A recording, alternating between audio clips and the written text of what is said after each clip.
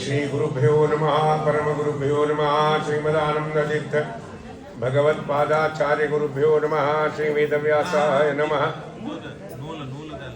ಗೊತ್ತಾದ ಯಾಕಡೆ ಕೂಡಲೇ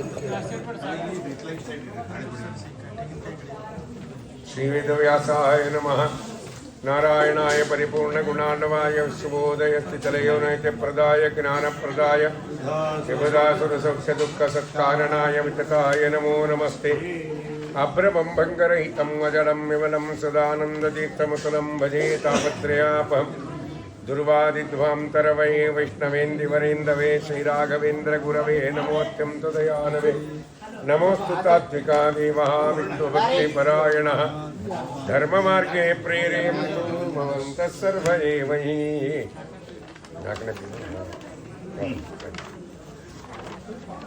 ನೈವೇದ್ಯಕಂ ಶಂಭ್ರಾಮೇ ವೀಕ್ಷೇ ತದ್ಭುಕ್ತಿಭಾಕುರುಯೋ ದರ್ಶಯೇತ್ರ ವಿಮ್ರಾತೃ ಸತ್ಯಬೋಧೋಸ್ತು ಮೇ ಮುದೇ.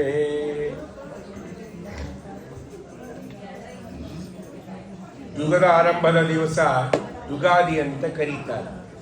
ಯುಗವನ್ನ ಆರಂಭ ಮಾಡಿದ ದಿವಸ, ಆದ್ದರಿಂದ ಯುಗಾದಿ ಅಂತ ಹೆಸರು. ಅದಕ್ಕೆ ಯುಗಾದಿ ಹಬ್ಬ ಪರಮ ಪವಿತ್ರವಾದಂತಹ ಒಂದು ಪರ್ವಕಾಲ. ಹೆಣ್ಮಕ್ಳು ಮಾತಾಡ್ಬೇಡ್ರಿ. ಇವತ್ತಿನ ದಿವಸ ನಾವು ಅವಶ್ಯವಾಗಿ ಪಂಚಾಂಗವನ್ನು ಶ್ರವಣ ಮಾಡಲೇಬೇಕು. ಪಂಚಾಂಗ ಶ್ರವಣಕ್ಕೆ ವಿಶೇಷವಾದ ಫಲವನ್ನ ಶಾಸ್ತ್ರದಲ್ಲಿ ತಿಳಿಸಿದ್ದಾರೆ. ಪಂಚಾಂಗ ಅಂದರೆ ಏನು ಅಂತ ಪ್ರಶ್ನೆ. ಪಂಚಾಂಗ ಅಂತ ಕರಿತೀವಿ ನಾವು. ಪಂಚಾಂಗ ಅಂದರೆ ಏನಂತೆ ಗೊತ್ತಿರಂಗಿಲ್ಲ ನಮಗೆ. ಪಂಚಾಂಗ ಅಂದರೆ 5 ಅಂಗದಿಂದ ಕೂಡಿದ್ದು. ಯಾವುದು ಅಂದರೆ ತಿಥಿ, ವಾರ, ನಕ್ಷತ್ರ, ಯೋಗ, ಕರಣ 5. ಈ 5 ಅಂಗದಿಂದ ಕೂಡಿದ್ದಕ್ಕೆ ಕರೀತಾರೆ ಪಂಚಾಂಗ ಅಂತ ಕರೀತಾರೆ. ಪ್ರತಿನಿತ್ಯದಲ್ಲೂ ಈ 5 ನಾವು ಸ್ಮರಣೆ ಮಾಡಿದರೆ, ಏನನ್ನ? ತಿಥಿ, ವಾರ, ನಕ್ಷತ್ರ, ಯೋಗ, ಕರಣವನ್ನ ಉಚ್ಚಾರ ಮಾಡಿದರೆ ಗಂಗಾ ಸ್ನಾನದ ಫಲ ಬರುತ್ತೆ ಅಂತ ಹೇಳ್ತಾರೆ. ದಿನನಿತ್ಯ ಗಂಗಾ ಸ್ನಾನ ಮಾಡಬಹುದು. ಏನು ಮಾಡಿದರೆ? ಇದು 5 ಸ್ಮರಣೆ ಮಾಡಿದರೆ. ನಾವು ಮಾಡುವುದಿಲ್ಲ, ಹೌದಾ? ಸಂಧ್ಯಾನ ಮಾಡುವಾಗ ಎಷ್ಟು ಬಾರಿ ಸಂಕಲ್ಪ ಬರುತ್ತೆ, ಅಷ್ಟು ಬಾರಿ ಅಂದರೂ ಅಷ್ಟು ಬಾರಿ ಗಂಗಾ ಸ್ನಾನದ ಫಲ. ಬೇರೆ ನಾವು ಕರ್ಮಗಳನ್ನು ಮಾಡುವ ಸಂಕಲ್ಪ ಮಾಡ್ತೀವಲ್ಲ, ಅವಾಗೂ ಗಂಗಾ ಸ್ನಾನದ ಫಲ ಬರುತ್ತೆ. ಏನು ಮಾಡಿದರೆ? ಇವೆಲ್ಲ ಸ್ಮರಣೆ ಮಾಡಿದರೆ. ಅದಕ್ಕೆ ಪ್ರತಿನಿತ್ಯ ಮಾಡಬೇಕು ಅಂತ ಹೇಳಿದ್ದಾರೆ. ಒಂದೊಂದು ಅಂಗವನ್ನ ಸ್ಮರಣೆ ಮಾಡಿದಾಗ ಒಂದೊಂದು ಫಲವನ್ನ ಹೇಳಿದ್ದಾರೆ. ಯೋಗ ಹೆಸರು ತಗೊಂಡ್ರೆ ರೋಗ ನಿವಾರಣೆ ಆಗುತ್ತೆ. ಕರ್ಣ ತಗೊಂಡ್ರೆ ನಾವು ಅನ್ಕೊಂಡಿದ್ದಂಥ ಕಾರ್ಯ ಸಿದ್ಧಿ ಆಗುತ್ತೆ ಅನ್ನೋದನ್ನು ಹಿಂಗೆ ಹೇಳ್ತಾ ಬಂದಿದ್ದಾರೆ. ಅದಕ್ಕೆ ಪಂಚಾಂಗವನ್ನು ಅವಶ್ಯವಾಗಿ ಎಲ್ಲರೂ ಈ ದಿವಸ ಶ್ರವಣ ಮಾಡಬೇಕು. ಈಗ ಪರಾಭವ ನಾಮ ಸಂವತ್ಸರ ಅನ್ನುವ ಸಂವತ್ಸರ ಪ್ರಾರಂಭ ಆಗಿದೆ. ನಿನ್ನೆ ತನಕ ವಿಶ್ವಾವಸು ನಾಮ ಸಂವತ್ಸರ ಅಂತ ಇತ್ತು. ಆ ಸಂವತ್ಸರ ಹೋಯ್ತು. ಈಗ ಯಾವ ಸಂವತ್ಸರ ಬಂತು? ಪರಾಭವ ನಾಮ ಸಂವತ್ಸರ. ಅಂದ್ರೆ ಎಲ್ಲ ಕಷ್ಟಗಳನ್ನ ದೇವರು ಪರಾಭವ ಮಾಡ್ತಾನೆ. ಈ ಕಡೆ ಮಾತಾಡ್ತಿರ್ತಾರೆ, ದೇವರು ಪರಾಭವ ಮಾಡಿದ್ರಿ, ನಮಗೆ ಗುರುಗಳು ಪರಾಭವ ಮಾಡಿದ್ರು ಅಂದರೆ ಸೋಲಿಸಿದ್ರು ಅಂತ ಅರ್ಥ ಅಲ್ಲ, ನಮಗೆ ಜಯವನ್ನ ತಂದು ಕೊಟ್ರು ಅಂತ ಅರ್ಥ. ಅದಕ್ಕೆ ಪರಾಭವ ನಾಮ ಸಂವತ್ಸರ. ಸೂರ್ಯ ಸಿದ್ಧಾಂತ ಪಂಚಾಂಗ. ಶಾಲಿವಾನ ಶಕೆ ಎಷ್ಟು ಅಂದರೆ 1948 ಶಾಲಿವಾನ ಶಕೆ ಅಂತ ಹೇಳಿದ್ದಾರೆ. ಇಲ್ಲಿ ಒಂದು ಮಾತನ್ನು ಹೇಳುವಾಗ ಹೇಳ್ತಾರೆ, ಶ್ರೀಮದ್ ಆನಂದ ತೀರ್ಥ ಆಖ್ಯಾನಂ ಗುರುನಾನ್ ವಿದ್ಯಾ ದಿವಾಕರಾನ್ ಒಂದೇ ಕುದೃಷ್ಟಿ ದುರ್ವ ಸಿದ್ಧಾಂತ ಬೋಧಕಂ ದೀಪವಾನ್ ಅಂತೇಳಿ ಶ್ರವಣವನ್ನ ಪ್ರಾರಂಭವನ್ನ ಮಾಡ್ತಾರೆ. ಹಿಂದಕ್ಕೆ ಪರಮಾತ್ಮನ ನಾಭಿ ಕಮಲದಿಂದ ಚತುರ್ಮುಖ ಬ್ರಹ್ಮದೇವರು ಜನಿಸ್ತಾರೆ. ಪರಮಾತ್ಮ ಇಂಥವನಿದ್ದಾನೆ ಅಂದರೆ ಸೃಷ್ಟಿ, ಸ್ಥಿತಿ, ಲಯ, ನೇಮನ, ಜ್ಞಾನ, ಅಜ್ಞಾನ, ಬಂಧ, ಮೋಕ್ಷ ಇದನ್ನು ಸ್ವತಂತ್ರವಾಗಿ ದೇವರು ತಾನು ಮಾಡೋನಾಗಿದ್ದಾನೆ. ಅಲ್ಲಿ ಚತುರ್ಮುಖ ಬ್ರಹ್ಮದೇವರು ಪರಮಾತ್ಮನ ನಾಭಿ ಕಮಲದಿಂದ ಜನಿಸಿದ್ದಾರೆ. ಆ ಚತುರ್ಮುಖ ಬ್ರಹ್ಮದೇವರಿಗೆ 100 ವರ್ಷ ಆಯುಷ್ಯ ಇದೆ. 100 ವರ್ಷ ಆಯುಷ್ಯ ಇದೆ. ಯಾರಿಗೆ? ಚತುರ್ಮುಖ ಬ್ರಹ್ಮದೇವರಿಗೂ. ನಮಗೊಂದು ಸಮಾಧಾನ ಆಗುತ್ತೆ. ನಮಗೂ 100 ವರ್ಷ ಆಯುಷ್ಯ, ಚತುರ್ಮುಖ ಬ್ರಹ್ಮದೇವರಿಗೂ 100 ವರ್ಷ, ಸಮಾಧಾನ ಮಾಡ್ಕೋತೀವಿ ನಾವು. ಹಂಗಲ್ಲ, ಸಂಖ್ಯೆ 100, ಆದರೆ ಕಾಲ ಪ್ರಮಾಣದಲ್ಲಿ ಬಹಳ ವ್ಯತ್ಯಾಸ ಇದೆ ಅಂತ ಹೇಳಿದ್ದಾರೆ. ನಮ್ಮ 100 ವರ್ಷ ಆಯುಷ್ಯ ಹಂಗಂದ್ರೆ ಒಂದು ಹಗಲು ಒಂದು ರಾತ್ರಿ ಕೂಡಿದರೆ 1 ದಿವಸ, ಇಂಥ 360 ದಿವಸ ಆದರೆ 1 ವರ್ಷ. ಹೌದಾ? ಇಂಥ 100 ವರ್ಷ ಆದರೆ ನಮಗೆ 100 ವರ್ಷ. ನಮಗೆ ಹಗಲು ಎಷ್ಟು ತಾಸು? 12 ತಾಸು. ಚತುರ್ಮುಖ ಬ್ರಹ್ಮದೇವರಿಗೆ ಹಗಲು ಎಷ್ಟು ಅಂದ್ರೆ, ಭೂಲೋಕದಲ್ಲಿ 432 ಕೋಟಿ ವರ್ಷಗಳು ಉರುಳಿದರೆ ಬ್ರಹ್ಮದೇವರಿಗೆ ಒಂದು ಹಗಲು. ಅಷ್ಟೇ 432 ಕೋಟಿ ವರ್ಷಗಳು ಭೂಲೋಕದಲ್ಲಿ ಸುತ್ತಿದರೆ ಬ್ರಹ್ಮದೇವರಿಗೆ ಒಂದು ರಾತ್ರಿ. ಇದು ಬ್ರಹ್ಮದೇವರ 1 ದಿವಸ. ಇಂಥವು 360 ದಿವಸ ಆದ್ರೆ ಅವರಿಗೆ 1 ವರ್ಷ. ಇಂಥವು 100 ವರ್ಷ ಬ್ರಹ್ಮದೇವರಿಗೆ. ಸಂಖ್ಯೆ ನೋಡಿ ಸಂತೋಷ ಪಡಬಾರ್ದು, ಕಾಲ ವ್ಯತ್ಯಾಸ ಎಷ್ಟಿದೆ ಅಲ್ವಾ. ಅದಕ್ಕಾಗಿ ಬ್ರಹ್ಮದೇವರಿಗೆ 100 ವರ್ಷಗಳ ಆಯುಷ್ಯ ಇದೆ. ಅದಕ್ಕೆ ಪರ ಅಂತ ಕರೀತಾರೆ. ಪರ ಅಂದರೆ 50 ವರ್ಷ ಆಯ್ತೀಗ.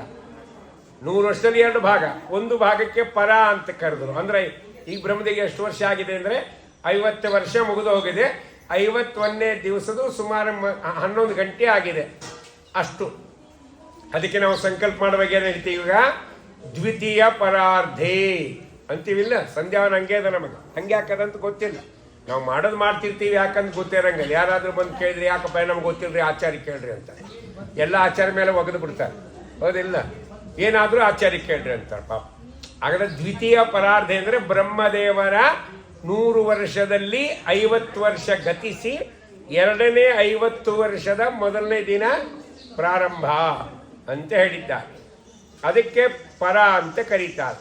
ಈಗ ಉತ್ತರಾರ್ಧದಲ್ಲಿ 1ನೇ ವರ್ಷದ 1ನೇ ತಿಂಗಳ ಶ್ವೇತವರಹ ಕಲ್ಪದ 1ನೇ ದಿನದಲ್ಲಿ ಹಗಲು 13 ಘಟಿಕ 42 ಫಳಗಳು ಕಳೆದಿದೆ ಬ್ರಹ್ಮದೇವರ ಆಯು ಪ್ರಮಾಣದಲ್ಲಿ. ಮುಂದೆ ಹೇಳ್ತಾರೆ ಯುಗಗಳೆಷ್ಟಿದೆ ಅಂದರೆ 4 ಇದೆ. ಕೃತಯುಗ, ತ್ರೇತಾಯುಗ, ದ್ವಾಪರ ಯುಗ, ಕಲಿಯುಗ ಅಂತ ಹೇಳಿದ್ದಾರೆ. ಇವು 4 ಸೇರಿದ್ರೆ ಒಂದು ಮಹಾಯುಗ ಅಂತ ಕರೀತಾರೆ. ಇಂಥ 71 ಮಹಾಯುಗ ಆದರೆ ಒಂದು ಮನ್ವಂತರ, 14 ಮನ್ವಂತರ ಅಂದರೆ ಒಂದು ಕಲ್ಪ. ಒಂದು ಕಲ್ಪ ಅಂದರೆ ಬ್ರಹ್ಮದೇವರಿಗೆ ಒಂದು ಹಗಲು, ಅಷ್ಟೇ ಒಂದು ರಾತ್ರಿ ಅಂತ ಹೇಳಿದ್ದಾರೆ. ಹಾಗಾದರೆ 360 ಕಲ್ಪಗಳು ಈಗ ಆಗಿದೆ. ಅಂದರೆ ಬ್ರಹ್ಮದೇವರಿಗೆ 1 ವರ್ಷ ಮುಗಿದಿದೆ ಅಂತ ಹೇಳಿದ್ದಾರೆ. ವರ್ತಮಾನ ಈ ಬ್ರಹ್ಮದೇವರ ಈ ದಿನದಲ್ಲಿ ಎಷ್ಟು ಮನುಗಳಾಗಿ ಹೋಗಿದ್ದಾರೆ ಅಂದರೆ ಸ್ವಯಂಭು ಮನು, ಸ್ವರೋಚ್ಚಿಷ ಮನು, ಉತ್ತಮ ಮನು, ತಾಪಸ ಮನು, ರೈವತ ಮನು, ಚಾಕ್ಷುಷ ಮನು ಎಂಬುದಾಗಿ 6 ಮನುಗಳು ಆಳಿ ಹೋಗಿದ್ದಾರೆ. ಒಬ್ಬ ಮನುಗಳು ಎಷ್ಟು ವರ್ಷ ಆಳ್ತಾರೆ ಅಂದರೆ 71 ಮಹಾಯುಗಗಳನ್ನು ಆಳ್ತಾರೆ. ಹೀಗಾಗಿ 6 ಮನುಗಳು ಹೋಗಿದ್ದಾರೆ. ಈಗ 7ನೇ ಮನು ನಡೀತಾ ಇದೆ, ಮನ್ವಂತರ. ಯಾವುದು? ವೈವಸ್ವತ ಮನ್ವಂತರ ಅನ್ನೋದು ನಡೀತಾ ಇದೆ. ವೈವಸ್ವತ ಮನ್ವಂತರದಲ್ಲೂ 71 ಮಹಾಯುಗಗಳಲ್ಲಿ 27 ಮಹಾಯುಗಗಳು ಕಳೆದು ಈಗ 28ನೇ ಮಹಾಯುಗ ನಡೀತಾ ಇದೆ. 28ನೇ ಮಹಾಯುಗದಲ್ಲಿ ಕೃತ, ತ್ರೇತ, ದ್ವಾಪರ ಯುಗಗಳು ಮುಗಿದು 28ನೇ ಕಲಿಯುಗ ಪ್ರಾರಂಭವಾಗಿದೆ ಅನ್ನೋದನ್ನ ಜ್ಞಾನಿಗಳು ತಿಳಿಸ್ತಾರೆ. ಈಗ ಮಹಾಯುಗದ ಪ್ರಮಾಣ ಎಷ್ಟು? ಆಯು ಪ್ರಮಾಣ ಅಂತಂದ್ರೆ 43,20,000 ವರ್ಷಗಳು ಮನುಷ್ಯ ಪ್ರಮಾಣದಿಂದ. ಇದೇನಿದು? ಕೃತ ಮಹಾಯುಗದ ಪ್ರಮಾಣ. ಇನ್ನು ಕೃತಯುಗದ ಪ್ರಮಾಣ ಎಷ್ಟು ಅಂದರೆ 17,28,000 ವರ್ಷಗಳು. ಕೃತಯುಗದ ಧರ್ಮ ಏನು ಅಂದರೆ ಶುಕ್ಲವರ್ಣದ ಭಗವಂತ. ಯಾವ ಭಗವಂತ ನಿಯಾಮಕನಾಗಿರ್ತಾನೆ? ಶುಕ್ಲವರ್ಣ, ಬಿಳೆ ಬಣ್ಣದ ಭಗವಂತ. 4 ಪಾದ ಧರ್ಮ ಇರುತ್ತದೆ. ಆವಾಗ ಎಲ್ಲಿ ಪ್ರಾಣ ಇರುತ್ತೆ ಅಂದರೆ ಅಸ್ಥಿಗತ ಪ್ರಾಣ ಅಂತ ಹೇಳಿದ್ದಾರೆ. ಮಂದಿ ಎಲ್ಲರೂ ಸತ್ಯವಾದ ಮಾತುಗಳನ್ನು ಆಡ್ತಾರೆ, ಸತ್ಯವಾದಿಗಳಾಗಿರ್ತಾರೆ. ಮನುಷ್ಯನ ಎತ್ತರ ಎಷ್ಟಿರ್ತಿದೆ ಅಂದರೆ 28 ಮೊಳ ಹೈಟ್ ಕೃತಯುಗದಲ್ಲಿ. ಹೌದು, ಎಷ್ಟು ಅಂದರೆ 28 ಹಸ್ತಗಳು. ಮನುಷ್ಯ ಆಯುಷ್ಯ ಪ್ರಮಾಣ ಅಂದರೆ 1,00,000 ವರ್ಷ ಬದುಕ್ತಿದ್ದಂತೆ ಕೃತಯುಗದಲ್ಲಿ. ಅದಕ್ಕೆ ನಾವು ಪುರಾಣಗಳನ್ನು ಕೇಳುವಾಗ ಹೇಳ್ತೀವಿ 36,000 ವರ್ಷ ತಪಸ್ಸು ಮಾಡಿದರು ಅಂತ. ಅಲ್ಲ, ಅಷ್ಟು ಕಾಲ ಬದುಕಿದ್ರು ಅಂದರೆ ಅವರ ಆಯುಷ್ಯ ಪ್ರಮಾಣ 1,00,000 ವರ್ಷ ಇದೆ. ಅದರಲ್ಲಿ 36,000 ವರ್ಷ ಅವರು ತಪಸ್ಸು ಮಾಡಿದ್ದಾರೆ, ಇದಕ್ಕೆ ತೊಂದರೆ ಇಲ್ಲ. ಮತ್ತು 7 ಬಾರಿ ಧಾನ್ಯಗಳನ್ನು ಬೆಳೀತಾರೆ, ಸುವರ್ಣ ಪಾತ್ರೆಗಳನ್ನು ಉಪಯೋಗ ಮಾಡ್ತಾರೆ, ರತ್ನಮಯ ವ್ಯಾಪಾರವನ್ನು ಮಾಡ್ತಾರೆ. 20 ಪುಣ್ಯ ಅಂದರೆ 4 ಭಾಗ ಧರ್ಮ, 0 ಪಾಪ. ಪಾಪದ ಏನು ಕಾರ್ಯಗಳು ಕೃತಿಯುಗದಲ್ಲಿ ನಡೆಯುವುದಿಲ್ಲ ಅಂತ ಹೇಳಿದ್ದಾರೆ. ಮುಂದೆ ಬಂದರೆ ತ್ರೇತಾಯುಗದ ಪ್ರಮಾಣ ಎಷ್ಟು ಅಂದರೆ 12,96,000 ವರ್ಷಗಳು. ಮತ್ತು ಅಷ್ಟೇ ಅಲ್ಲ, ತ್ರೇತಾಯುಗದ ಧರ್ಮ ಏನು ಅಂದರೆ ರಕ್ತವರ್ಣದ ಭಗವಂತ, 3 ಪಾದ ಧರ್ಮ, ಮಾಂಸಗತ ಪ್ರಾಣ. ಮನುಷ್ಯನ ಎತ್ತರ ಎಷ್ಟು ಅಂದರೆ 14 ಹಸ್ತಗಳು. ಮನುಷ್ಯನ ಆಯುಷ್ಯ ಪ್ರಮಾಣ ಅಂದರೆ 10% ಆಯ್ತು ರೀ. ಕೃತಿಗಳು 10%. ಎಷ್ಟು ಈಗ 10,000 ವರ್ಷ ಬದುಕ್ತಾನೆ ತ್ರೇತಾಯುಗದಲ್ಲಿ. ಮತ್ತು ಅಷ್ಟೇ ಅಲ್ಲ, ಏನು 5 ಬಾರಿ ಧಾನ್ಯೋತ್ಪತ್ತಿಯನ್ನು ಮಾಡ್ತಾರೆ, ಬೆಳ್ಳಿಯ ಪಾತ್ರೆಗಳನ್ನು ಉಪಯೋಗ ಮಾಡ್ತಾರೆ, ಸುವರ್ಣಮಯ ವ್ಯಾಪಾರ ಮಾಡ್ತಾರೆ. 15 ಪುಣ್ಯ, 5 ಪಾಪ. ಕೃತಿಯುಗದಲ್ಲಿ ಏನಾಯ್ತು ಈಗ 3 ಪಾದ ಪುಣ್ಯ, 1 ಪಾದ ಅಧರ್ಮ, 3 ಪಾದ ಧರ್ಮ ಅಂತಾಯ್ತು. ಮುಂದೆ ಹೇಳುವಾಗ ಮತ್ತೆ ಹೇಳ್ತಾ ಇದ್ದಾರೆ, ಏನು ಮುಂದೆ ದ್ವಾಪರ ಯುಗ ಬರುತ್ತೆ. ಅದರ ಯುಗದ ಧರ್ಮ ಏನು ಅಂದರೆ ಪೀತವರ್ಣದ ಭಗವಂತ. ಪೀತ ಅಂದರೆ ಯೆಲ್ಲೋ ಕಲರ್. ಪರಮಾತ್ಮನ ಬಣ್ಣ ಹೆಂಗಿರ್ತದೆ ಅವಾಗ, ನಿಯಾಮಕ ರೂಪ ಅಂದರೆ ಹಳದಿ ಬಣ್ಣದ ಭಗವಂತ. 2 ಪಾದ ಧರ್ಮ, 2 ಪಾದ ಅಧರ್ಮ, 50-50. ರಕ್ತಗತ ಪ್ರಾಣ. ಅವಾಗ ಮನುಷ್ಯನ ಎತ್ತರ ಎಷ್ಟು ಅಂದರೆ 7 ಹಸ್ತಗಳು. ನೋಡಿ, ಅರ್ಧ ಹಾಕೋದು ಬಂತು, 28. 28 ಹೋಗಿ ಎಷ್ಟಾಯ್ತು ಈಗ 14 ಆಯ್ತು. 14 ಅರ್ಧ ಎಷ್ಟಾಯ್ತು ಈಗ 7 ಹಸ್ತಗಳು ಅಂತಾಯ್ತು. ಮನುಷ್ಯನ ಆಯುಷ್ಯ ಪ್ರಮಾಣ 1,000 ವರ್ಷ, ಆದರೆ 10%. ಈಗ ಕೃತಿಯುಗದ ಆಯುಷ್ಯದ 10% ದ್ವಾಪರಗಿದ್ದು. ಅದಕ್ಕೆ ಭೀಷ್ಮಾಚಾರ್ಯರು 800 ವರ್ಷಗಳ ಕಾಲ ಬದುಕಿದರು ಅಂತ ಹೇಳಿದ್ದಾರೆ. ಹೌದಾ? ಅಲ್ಲಿ 1000 ವರ್ಷಗಳು. 3 ಬಾರಿ ಧಾನ್ಯೋತ್ಪತ್ತಿಯನ್ನು ಮಾಡ್ತಾರೆ, ತಾಮ್ರದ ಪಾತ್ರೆಗಳು ಬಳಸ್ತಾರೆ, ರಜತಮಯ ವ್ಯಾಪಾರ, 10 ಪುಣ್ಯ 10 ಪಾಪ, 2 ಈಕ್ವಲ್ ಆಯ್ತು. ಈಗ ಮುಂದೆ ಕಲಿಯುಗದ ಪ್ರಮಾಣ ಹೇಳ್ತಾರೆ. ಎಷ್ಟು ವರ್ಷ ಕಲಿಯುಗ? ಕೆಲವೊಂದು ಏನ್ರಿ ಕಲಿಯುಗ ಎಷ್ಟು ವರ್ಷ ಪ್ರಮಾಣ ಇದೆ ಕಲಿಯುಗದ? 4,32,000 ವರ್ಷಗಳು ಗತಿಸಬೇಕು ಇಲ್ಲಿ. ಇದು ಕಲಿಯುಗದ ಪ್ರಮಾಣ. ಕೃಷ್ಣ ವರ್ಣದ ಭಗವಂತ, ಕೃಷ್ಣ ಅಂದರೆ ಕಪ್ಪು ಬಣ್ಣದ ಭಗವಂತ. ಅದಕ್ಕೆ ಕೃಷ್ಣ ನಿಯಾಮಕ ರೂಪ. ಅದಕ್ಕೆ ನಾವು ಯಾವುದು ಕರ್ಮವನ್ನು ಮಾಡಿದರೆ ಯಾರಿಗೆ ಸಮರ್ಪಣೆ ಮಾಡ್ತೇವೆ? ಕೃಷ್ಣಾರ್ಪಣ ಅಂತೀವಿಲ್ಲ. ಅದಕ್ಕೆ ಕೃಷ್ಣ ವರ್ಣದ ಭಗವಂತ. 1 ಪಾದ ಧರ್ಮ, 3 ಪಾದ ಅಧರ್ಮ, ಅನ್ನಗತ ಪ್ರಾಣ. ಅನ್ನ ಇಲ್ಲ ಅಂದರೆ ಜೀವ ಒದ್ದಾಡ್ತಾ ಇರ್ತದೆ, ಹೌದಿಲ್ಲ? ದಶಮಿ ದಿವಸ ಮಧ್ಯಾಹ್ನ ನೋಡ್ಬೇಕು ಆಚಾರ್ಯ ಮುಖ. ಯಾಕೆ ಆಚಾರ್ಯ ಒಂಥರ ಇದ್ದೆ, ಹುಷಾರಿಲ್ವ? ಚೆನ್ನಾಗಿದ್ದೇನೆ, ಏನೋ ಒಂಥರ ಕಾಣಿಸ್ತದೆ, ಮುಖ ಸುಸ್ತು. ನಾಳೆ ಏಕಾಶಿ ಅಂತಾನೆ, ರಾತ್ರಿ 8 ಚಪಾತಿ ತಿಂತಾನೆ ದಶಮಿ ದಿವಸ. ಆದರೂ ಭಯ, ಅನ್ನಗತ ಪ್ರಾಣ. ಅದಕ್ಕೆ ಹೇಳ್ತಾರೆ ಮನುಷ್ಯ ಎತ್ತರ ಎಷ್ಟು ಅಂದರೆ 3.5 ಹಸ್ತ, ಅದರ ಅರ್ಧ. ದ್ವಾಪರಯುಗದ ಅರ್ಧ ಅಂತ ಹೇಳಿದ್ದ. 2 ಬಾರಿ ಧಾನ್ಯೋತ್ಪತ್ತಿಯನ್ನು ಮಾಡ್ತಾರೆ. ಅಸತ್ಯವಾದಿ ಜನ, ಸುಳ್ಳು ಮಾತಾಡೋದೇ ಜಾಸ್ತಿ. 120 ವರ್ಷ ಆಯು ಪ್ರಮಾಣ ಅಂತ ಪಂಚಾಂಗದ ಪ್ರಕಾರ ಇಲ್ಲಿ ಹೇಳಿದ್ದಾರೆ. ಮಣ್ಣಿನ ಪಾತ್ರೆಗಳು, ತಾಮ್ರಮಯ ವ್ಯಾಪಾರ, 5 ಪುಣ್ಯ 15 ಪಾಪ ಅಂತ ಹೇಳಿದ್ದಾರೆ. ಕಲಿಯುಗದಲ್ಲಿ ಗತಿಸಿದ ವರ್ಷಗಳು ಎಷ್ಟು ಗಳಿಸಿದೆ ಅಂದರೆ 5,127 ವರ್ಷಗಳು ಗತಿಸಿವೆ. ಮುಂದೆ ಬರ್ತಕ್ಕಂಥ ವರ್ಷಗಳು ಎಷ್ಟು ಉಳಿದದಂದರೆ 4,26,873 ವರ್ಷಗಳು ಕಲಿಯುಗದಿನ್ನು ಬಾಕಿ ಇದೆ. ಮತ್ತೆ ಯುಧಿಷ್ಠಿರ ಶಕವರ್ಷ ಅಂತ ಹೇಳಿದ್ದಾರೆ 3,044 ವರ್ಷಗಳು. ವಿಕ್ರಮ ಶಕವರ್ಷ 135 ವರ್ಷಗಳಾಗಿದೆ. ಶಾಲಿವಾನ ಶಕವರ್ಷ 18,000 ವರ್ಷಗಳಾಗಿದೆ. ಗತಿಸಿದ ಶಾಲಿವಾನ ಶಕದಲ್ಲಿ 1,948 ಶಕೆಗಳು ಆಗಿ ಹೋಗಿದೆ. ಮುಂಬರುವ ಶಾಲಿವಾನ ಶಕ ವರ್ಷಗಳು 16,052 ವರ್ಷಗಳಿದೆ. ವಿಜಯಾಭಿನಂದನ ಶಕವರ್ಷ 10,000 ವರ್ಷಗಳು. ನಾಗಾರ್ಜುನ ಶಕವರ್ಷ 4 ಲಕ್ಷ ವರ್ಷಗಳು. ಮುಂದೆ ಹೇಳ್ತಾರೆ ಕಲಿಭೂಪ ಶಕವರ್ಷ 821 ವರ್ಷಗಳು. ಈಗ ಸಂವತ್ಸರದ ಫಲಾಫಲವನ್ನು ಹೇಳ್ತಾರೆ. ಏನು? ಪರಾಭವನಾಮ ಸಂವತ್ಸರದಲ್ಲಿ ಮುಂಗಾರು ಧಾನ್ಯಗಳು ಹೆಚ್ಚಾಗಿ ಬೆಳೆಯುತ್ತವೆ, ಮಳೆ ಕಡಿಮೆ, ರಾಜರ ನಡುವೆ ದೊಡ್ಡ ಮಟ್ಟದ ಯುದ್ಧಗಳು ಸಂಭವಿಸುತ್ತದೆ ಅಂತ ಹೇಳಿದ್ದಾರೆ. ಅಂದರೆ ದೇಶಗಳ ಬಗ್ಗೆ ಯುದ್ಧ. ಜನರು ರೋಗ ರುಜಿನಗಳಿಂದ ಬಳಲಿ ತೇಜಸ್ಸನ್ನು ಕಳೆದುಕೊಳ್ಳುತ್ತಾರೆ. ಈ ಸಂವತ್ಸರದ ರಾಜಾದಿಗಳು ಅದರ ಫಲಗಳು ಹೇಳಿದ್ದಾರೆ. ಚಾಂದ್ರಮಾನದ ಪ್ರಕಾರ ರಾಜ ಗುರು, ಮಂತ್ರಿ ಕುಜ, ಸೇನಾಧಿಪತಿ ಚಂದ್ರ, ಪೂರ್ವ ಸಸ್ಯಾಧಿಪತಿ ಶುಕ್ರ, ಅಪರ ಸಸ್ಯಾಧಿಪತಿ ಕುಜ, ಧಾನ್ಯಾಧಿಪತಿ ಬುಧ, ಅರ್ಘಾಧಿಪತಿ ಚಂದ್ರ, ಮೇಘಾಧಿಪತಿ ಚಂದ್ರ, ರಸಾಧಿಪತಿ ರವಿ, ನಿರಸಾಧಿಪತಿ ಗುರು. ಈಗ ರಾಜ ಗುರು ಇದ್ದಾರಲ್ಲ, ಅದಕ್ಕೇನು ಫಲ ಆಗುತ್ತೆ ಅಂದರೆ ಹಸುಗಳು ಸಮೃದ್ಧವಾಗಿ ಹಾಲು ಕೊಡ್ತದೆ, ಉತ್ತಮ ಮಳೆ ಆಗ್ತದೆ, ಹಣ್ಣು ಧಾನ್ಯಗಳು ಹೇರಳವಾಗಿ ಬೆಳೀತಾವೆ, ಸಜ್ಜನರು ಯಜ್ಞ ಯಾಗಾದಿ ಧರ್ಮ ಕಾರ್ಯಗಳಲ್ಲಿ ಆಸಕ್ತಿಯನ್ನು ತೋರಿಸ್ತಾರೆ ಮತ್ತು ನಾಡಿನಲ್ಲಿ ರೋಗಗಳ ಭಯ ಇರುವುದಿಲ್ಲ.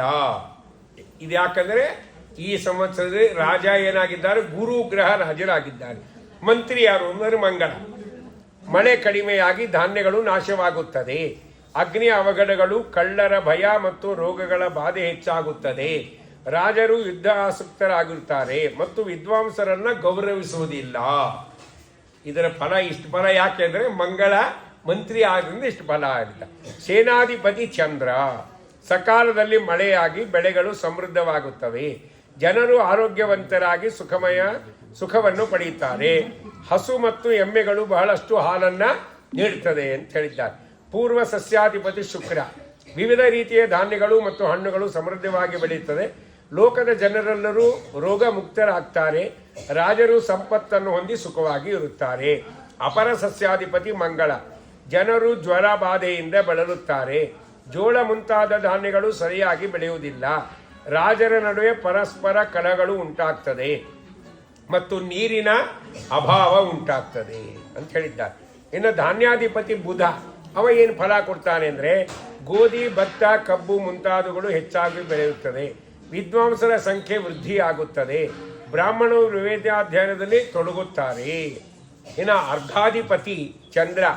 ಉತ್ತಮ ಮಳೆಯಾಗಿ ಎಲ್ಲ ಬೆಳೆಗಳು ಚೆನ್ನಾಗಿ ಬೆಳೆಯುತ್ತದೆ, ಆದರೆ ವಸ್ತುಗಳ ಬೆಲೆಗಳು ಕೂಡ ಗಣನೀಯವಾಗಿ ಹೆಚ್ಚಾಗುವ ಸಾಧ್ಯತೆ ಇದೆ.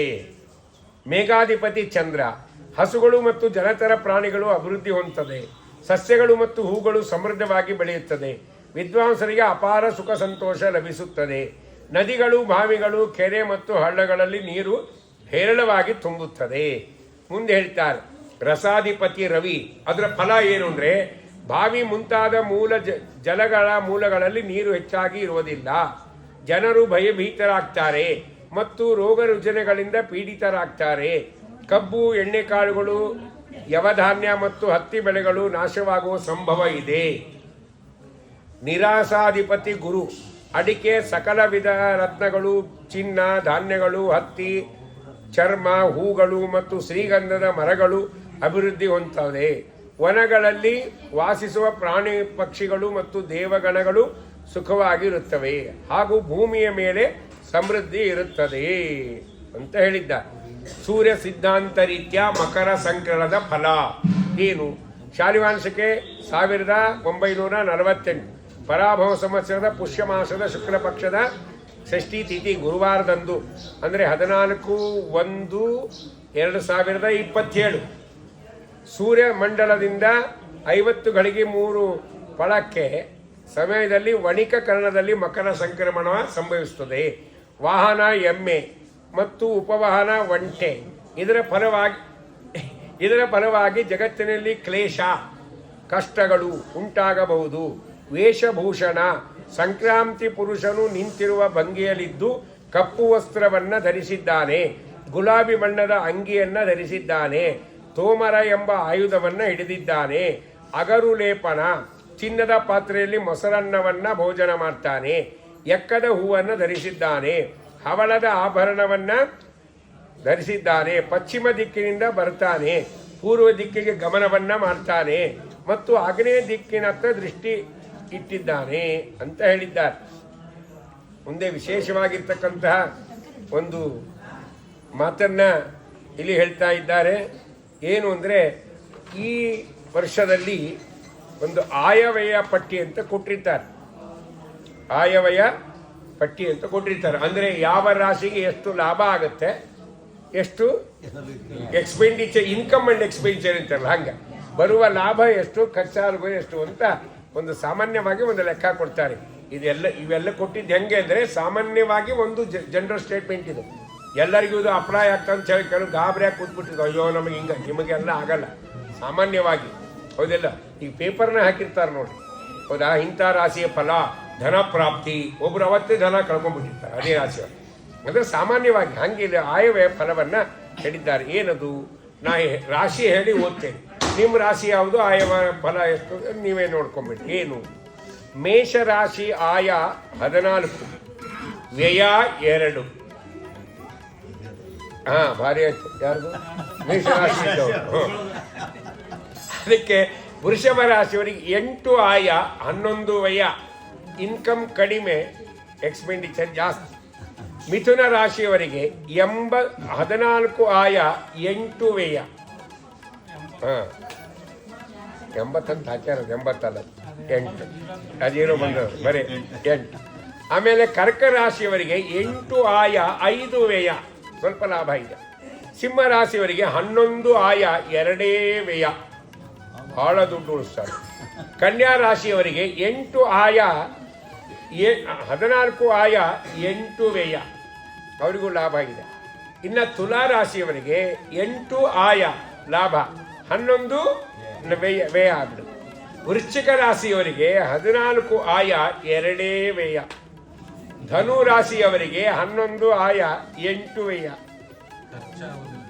ಖರ್ಚಾಗೋದಿಲ್ಲ, ಬಹಳ ಸಂತೋಷ ಆಯ್ತು ಕೇಳಿ. ಏನು? ಧನು ರಾಶಿಯವರಿಗೆ 11 ಆಯ 8 ವ್ಯಯ. ಮಕರ ರಾಶಿಯವರಿಗೆ 5 ಆಯ 11 ವ್ಯಯ. ಕುಂಭ ರಾಶಿಯವರಿಗೆ 5 ಆಯ 11 ವ್ಯಯ. ಮೀನ ರಾಶಿಯವರಿಗೆ 11 ಆಯ 8 ವ್ಯಯ. ಯಥಾಶಕ್ತಿ ತಾಮತಿ ಸೆ ಪಂಚಾಂಗ ಶ್ರವಣ ಕ್ರಿಯಾದೃಶ್ಯ ಸಂಪೂರ್ಣತಾಂ ಗುರುವಂತರ್ಗತ ಸತ್ಯಭೂತಿಸ್ತು ಗುರುವಂತರ್ಗತ ಭಾರತೀಯ ಮುಖ್ಯ ಪ್ರಾಣಾಂತರ್ಗತ ಸೀತಾಪತಿ ಶ್ರೀರಾಮಚಂದ್ರ ಪ್ರೀತಾಂ ಪ್ರೀತೋರ್ಧಭೂತ ಮಧ್ವಾಂತರ್ಗತ ಶ್ರೀಕೃಷ್ಣಾರ್ಪಣಮಸ್ತು.